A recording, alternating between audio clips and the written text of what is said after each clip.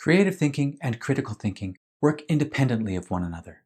To be our most creative, we need to learn to silence the inner critic at will. We empower each mode of thinking, analytical and creative, when we avoid the conflict of both working at the same time. The best of each occurs when mental energy is directed toward one or the other.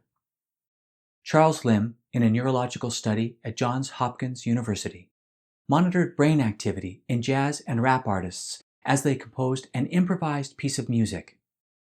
He found that as they improvised, parts of the brain believed to be responsible for judgment showed much lower levels of activity. In her 2012 book, Ingenious, Tina Seelig writes, "During the creative process, the brain actively shuts off its normal inhibition of new ideas, and that creative people have apparently mastered the art of turning off this part of their brain to let their ideas flow more smoothly, unleashing their imagination." How do we learn to temporarily turn off the inner critic at will? Recognize the two thought processes of creative divergent thinking and analytical convergent thinking are mutually exclusive. Learn to foster each of these two types of thinking in their own right.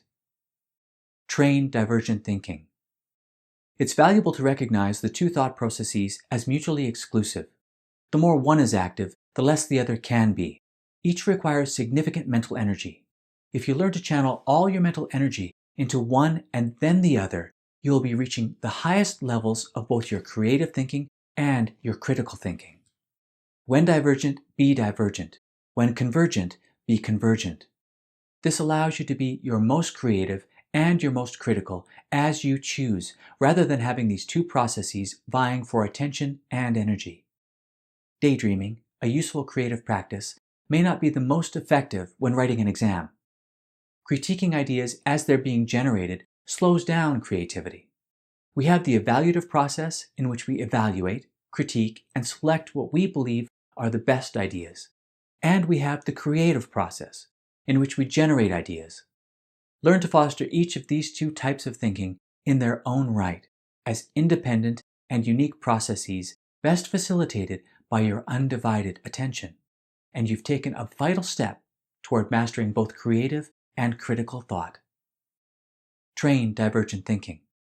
Each time we make a choice, we're using convergent thinking. For most of us, it's divergent thinking that gets far less practice. In order to develop the skill, the creative skill of silencing the inner critic at will, practice divergent creative thinking. During this time, you have free rein. You can think whatever you want. Imagine anything you want. Consider any possibility, free of criticism.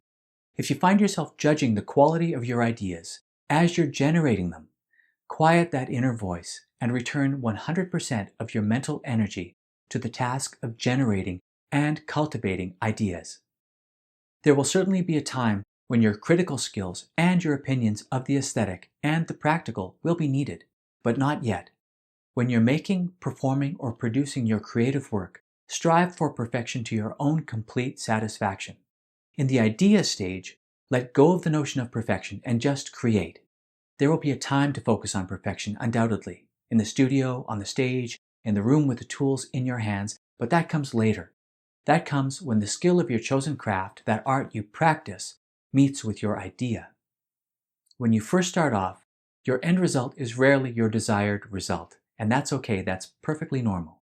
Allow for the generation and cultivation of ideas. Ideas need a period of incubation so that they can develop before the critic can effectively play his or her part.